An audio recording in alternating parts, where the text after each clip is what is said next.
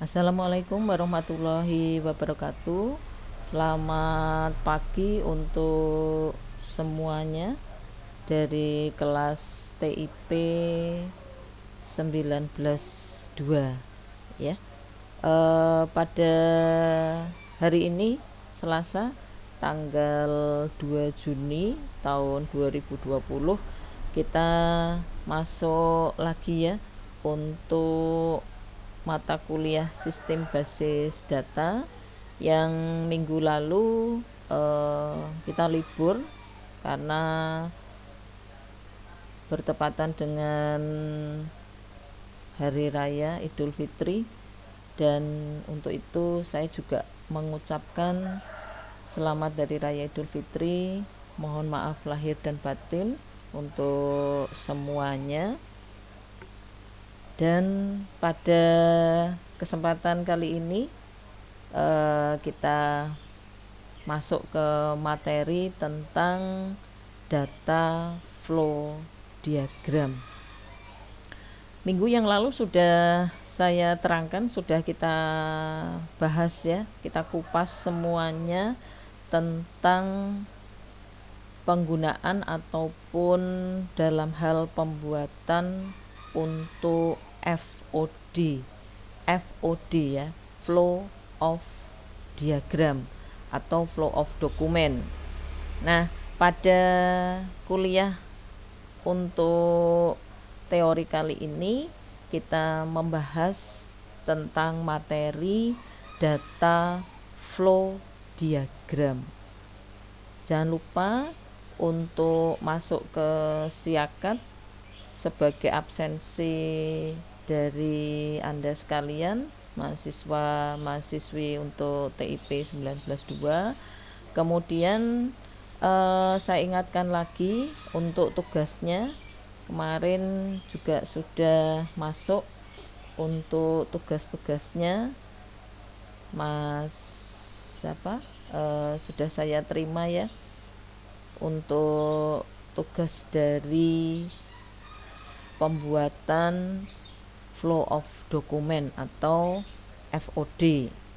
Nah, pada data flow diagram ini di dalam sistem basis data saya terangkan istilahnya tidak mendetail ya, karena nanti ada mata kuliah sendiri yang membahas tentang pemahaman dan juga untuk hal-hal yang berkaitan dengan data flow diagram. Kemudian yang saya berikan yang berkaitan di dalam sistem basis data dan juga berkaitan dengan materi yang kemarin adalah bagaimana caranya kita membuat bagian di dalam data flow of diagramnya, yaitu tentang konteks diagram. Untuk yang lain sudah pada menggabung, silakan nanti masuk ke channel YouTube untuk mendengarkan, kemudian memahami di dalam materi yang saya berikan hari ini, dan juga jangan lupa untuk subscribe. Oke? Ya. Saya langsung saja masuk ke bahannya, yaitu tentang data flow diagram. Apa sih data flow diagram itu? Kemudian simbol-simbol yang ada di dalam DFD itu apa saja? Apakah sama dengan simbol yang kita pakai di dalam penggunaan pada flow of dokumen yang kemarin, ataukah sama dengan simbol-simbol yang kita pakai di dalam ERD ataupun pada normalisasi ya. Kemudian fungsi dari data flow diagram pada perancangan atau pada persiapan kita membuat suatu sistem komputerisasi itu seberapa besar fungsinya ya. Kita lihat di sini.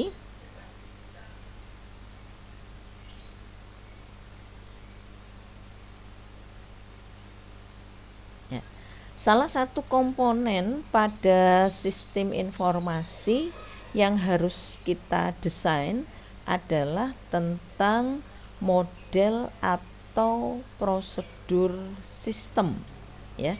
Itu salah satu komponen, ya. Salah satu komponen pada sistem informasi yang harus kita desain adalah tentang modelnya, model atau prosedur sistem. Kemudian dalam mendesain model tadi, sistem analis atau pihak analis sistem itu harus memiliki tentang kaidah-kaidah atau pemahaman, ya, pemahaman tentang kaidah-kaidah manajemen dan juga proses bisnis yang terbaik yang terkait dengan masalah sistem yang akan dibuat dalam desain modelnya.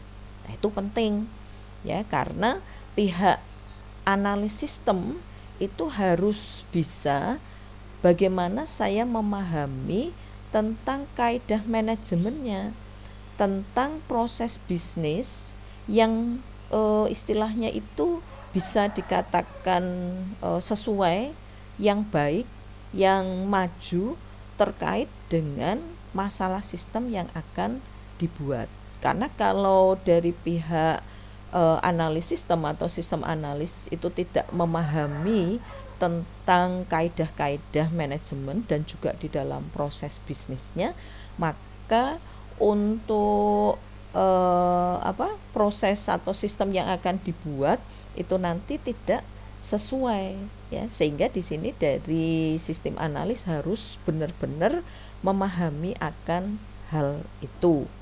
Kemudian yang ketiga, bahwa pada prinsipnya setiap tools permodelan sistem dapat digunakan untuk membuat desain model, di mana salah satu yang populer dalam hal untuk desain model di sini kita menggunakan data flow diagram atau DFD.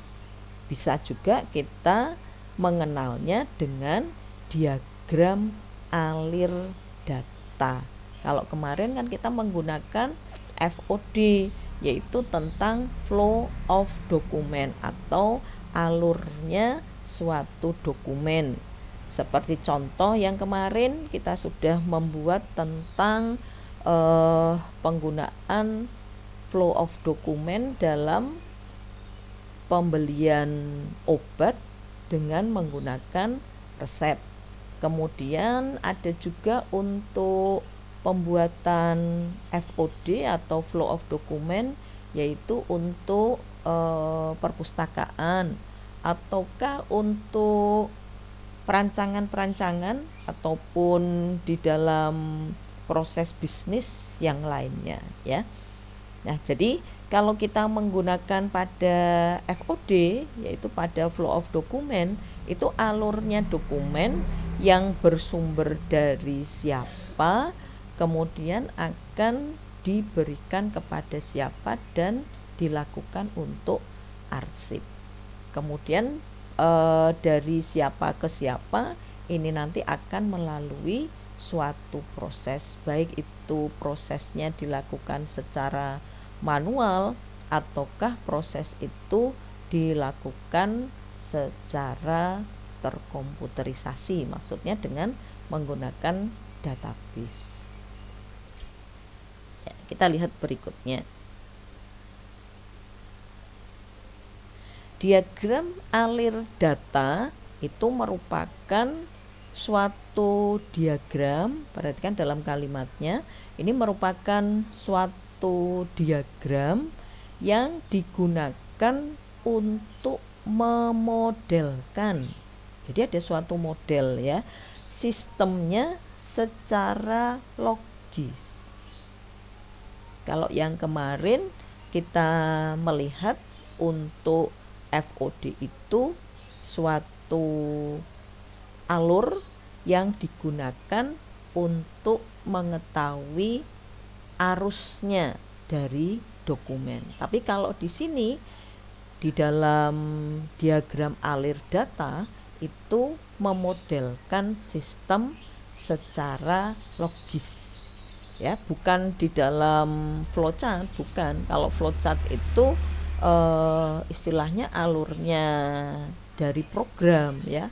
Tapi kalau di sini dalam suatu bentuk memodelkan, di mana dari diagram alir data ini berfokus atau bersumber pada flow of dokumen. Seperti halnya pada alir dokumen, diagram alir data ini dapat digunakan baik pada tahap analisis maupun pada tahap desain.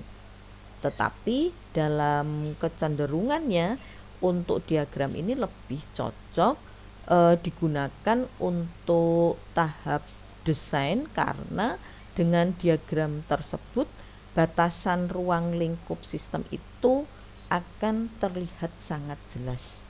Jadi kalau kita melihat contoh, ya, seperti yang kemarin kita buat pada flow of dokumen di pembelian obat dengan resep, itu kan ada prosedurnya, ada bagian-bagiannya, ada objeknya, kemudian ada batasannya. Siapa saja yang masuk ke dalam flow of dokumen, bahwa flow of dokumen itu terdiri dari pihak customer, pihak kasir, kemudian ada apoteker dan juga untuk juru resep, dan yang terakhirnya adalah pihak pimpinan. Berarti di sini batasannya sudah kelihatan, jadi tidak sampai kemana-mana.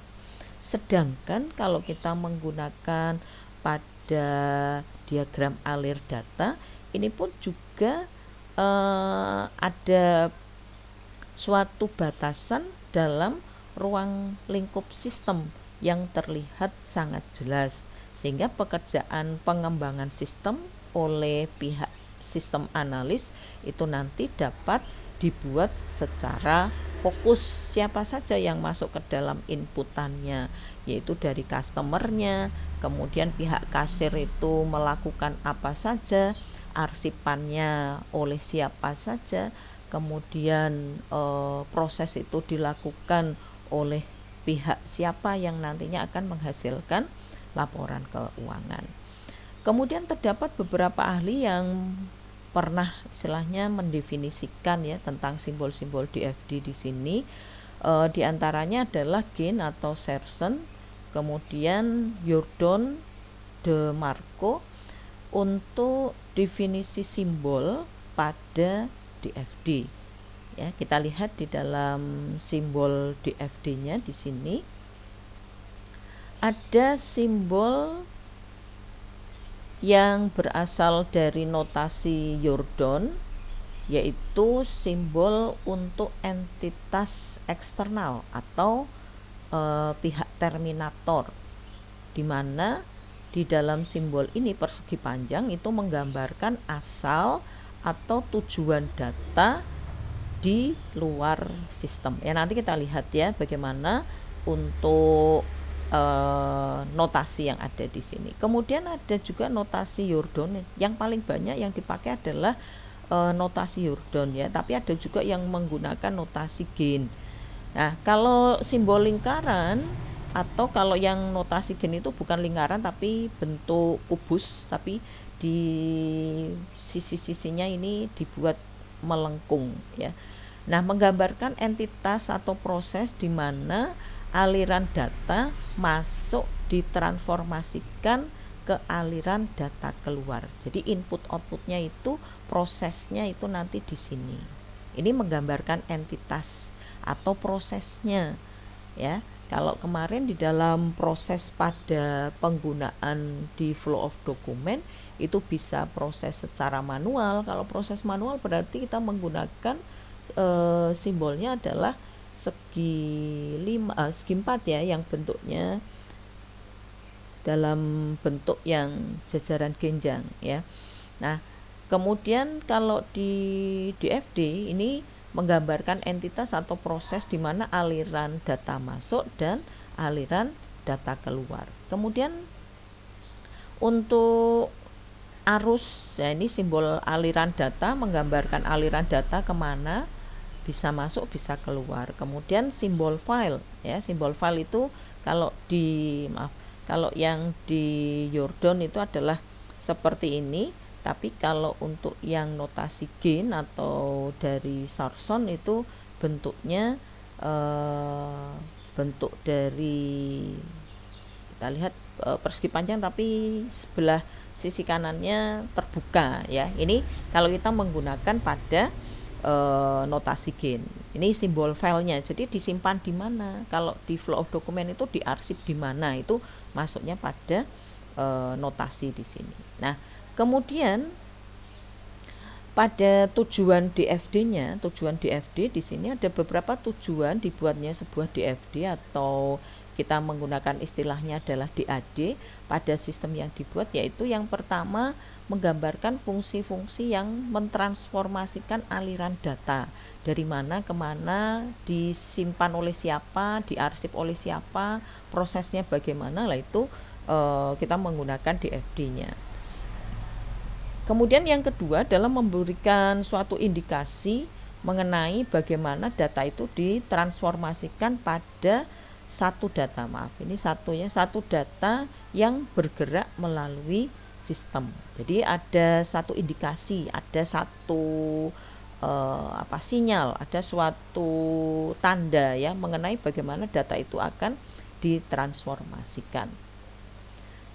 Kemudian fungsi dari DFD yang pertama sebagai alat untuk pembuatan model yang memungkinkan secara profesional ya sistem yang digunakan untuk menggambarkan sebagai suatu jaringan proses yang fungsional yang nantinya akan dihubungkan satu sama lain dengan alur data baik secara manual maupun secara terkomputerisasi.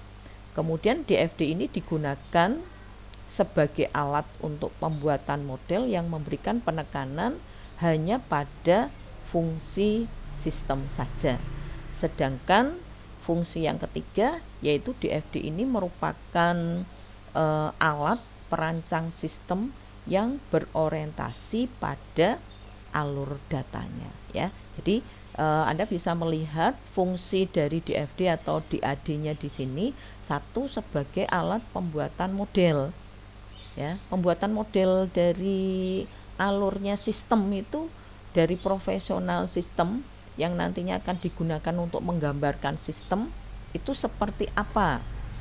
Jadi tidak akan lingkupnya melebar ya. Kalau kita hanya lingkupnya pada kasir atau customer, kasir, kemudian apoteker, dan terakhir itu akan diserahkan atau disimpan di file, kemudian diserahkan sebagai laporan kepada pemilik, ya berarti kita hanya memberikan suatu penggambaran modelnya seperti itu saja, jadi tidak akan melebar sampai pada proses yang lain.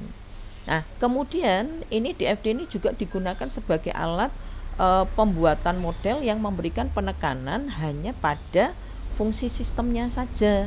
Jadi tidak akan kita gunakan dalam hal seperti di ERD-nya ataupun yang lain ya, karena nanti akan berhubungan juga antara ERD yang sudah kita buat.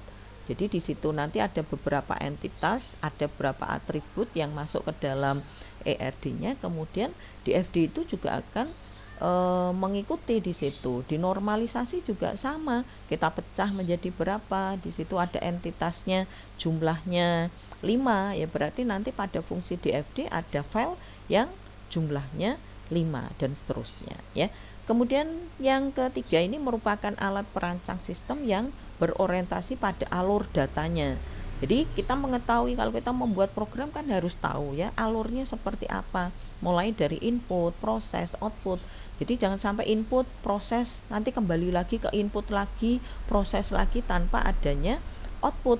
Kalau tidak ada output berarti tidak ada penyimpanan, kita tidak akan tahu data apa, dokumen apa, ataukah entitas apa, file apa yang akan kita arsipkan, yang akan kita miliki, itu tidak akan kita ketahui ya, sehingga di dalam DFD itu sebagai alat perancang sistem yang orientasinya adalah pada alur data ya.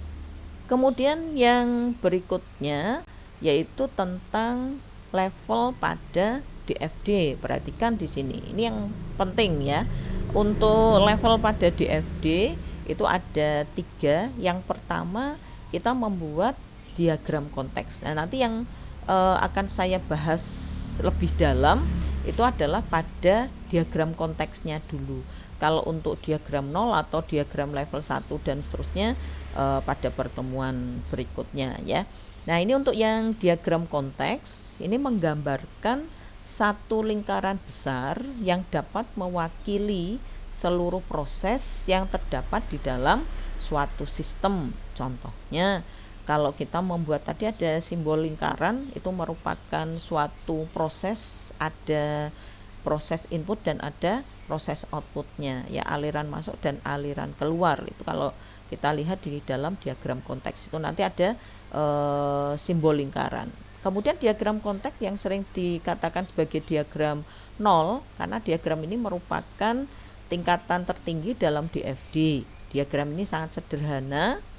Kemudian untuk istilahnya diciptakan ya, karena pada diagram konteks sama sekali tidak memuat adanya penyimpanan.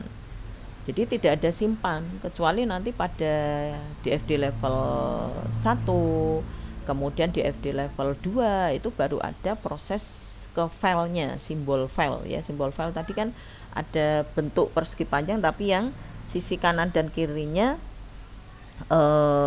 kosong ya, atau istilahnya kita membuat untuk garis atas dan garis bawah ya.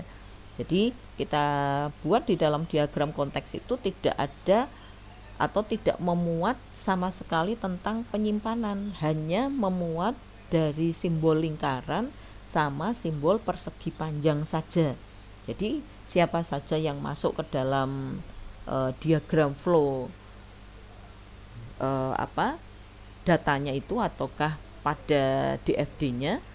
Nah, kemudian untuk entitas eksternal yang ditujukan pada diagram konteks itu nanti adalah berisi aliran-aliran data yang menuju dan dari sistem.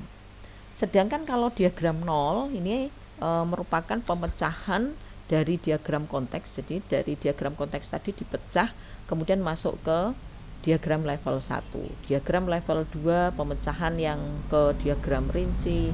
Nah, ini baru kita masukkan ke dalam bagian yang ketiga atau level yang ketiga ya. Kita lihat. Nah, ini contoh yang sudah jadi, saya ambil dari contoh yang sudah ada, yaitu untuk pembuatan program tentang sistem informasi perpustakaan ya.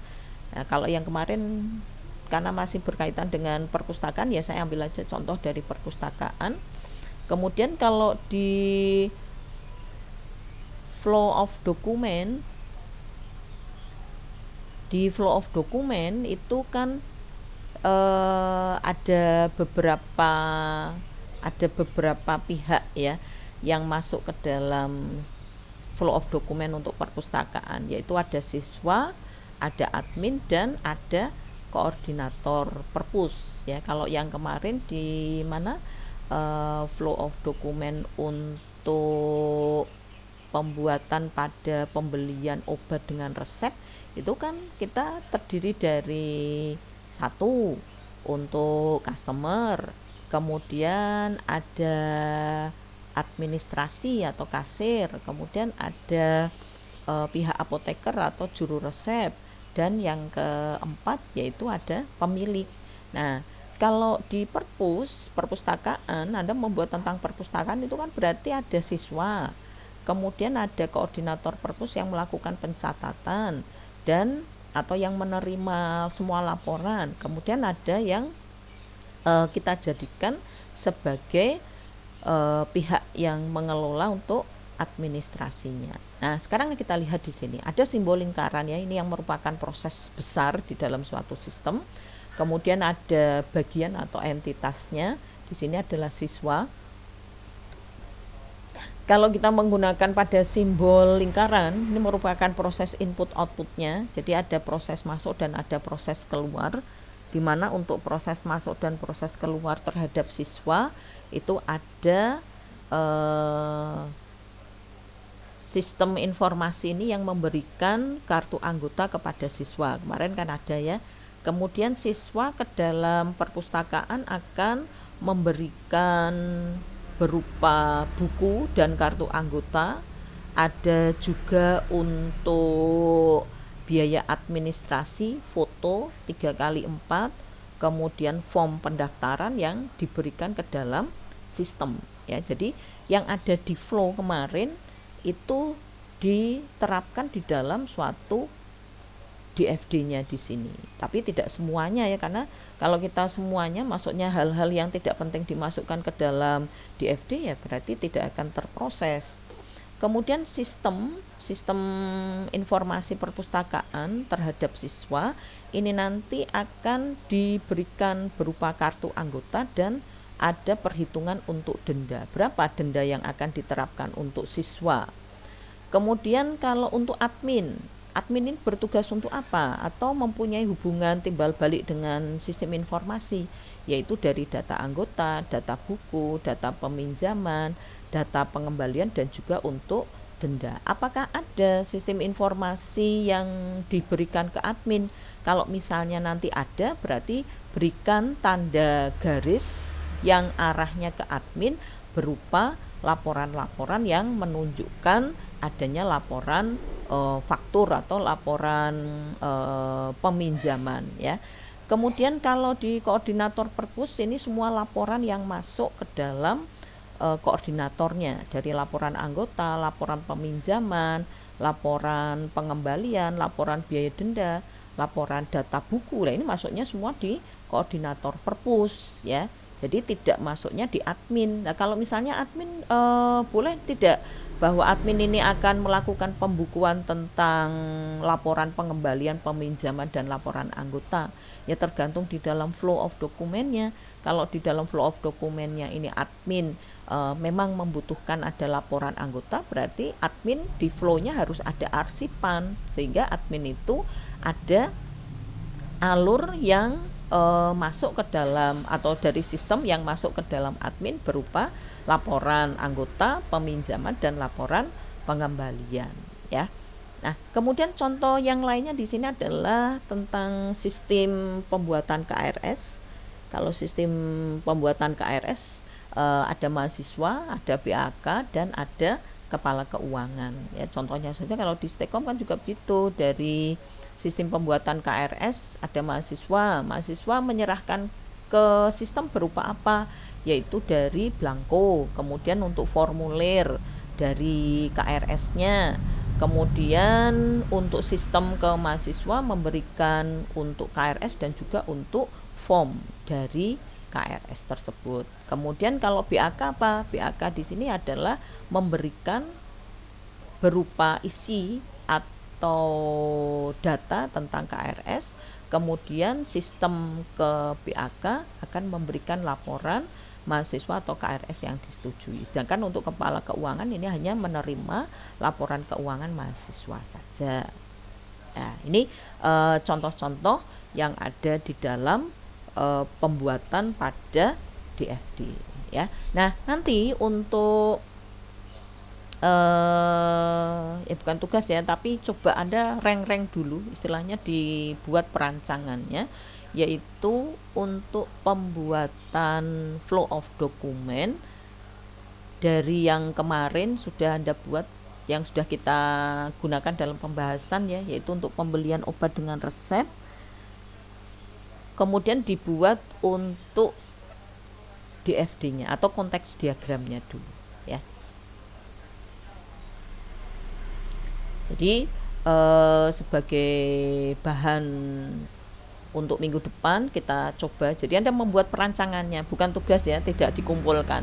Jadi Anda nanti membuat, kemudian minggu depan saya bahas bagaimana membuat DFD, konteks diagramnya dulu di level yang pertama ya, maksudnya di konteks diagram saja, yaitu untuk pembelian obat dengan menggunakan resep ya.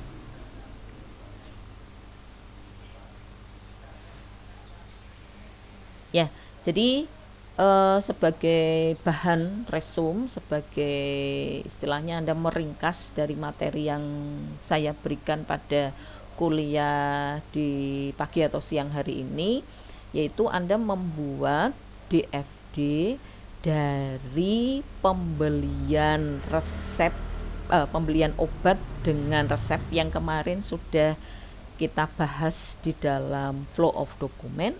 Kemudian Anda buat ke kontak diagram. Kontak diagramnya dulu ya, bukan ke level 1 dan level yang rinci, belum saya terangkan.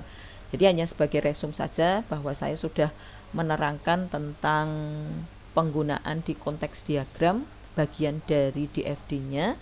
Kemudian Anda memahami tentang hal tersebut, Anda bisa merancang.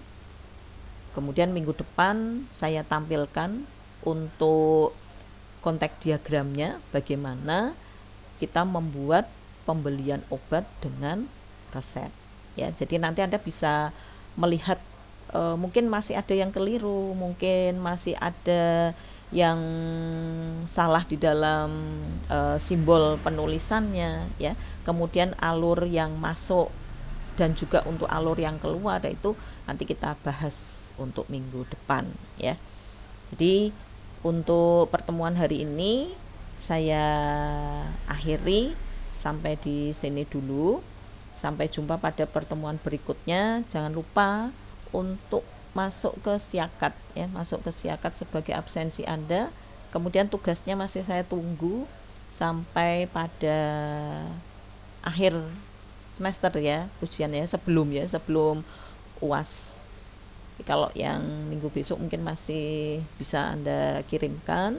Jadi nanti jangan sampai terlupakan tugas-tugasnya. Untuk itu saya akhiri dulu. Selamat belajar, maksudnya dipelajari untuk DFD-nya. Minggu depan saya bahas untuk materi selanjutnya ya.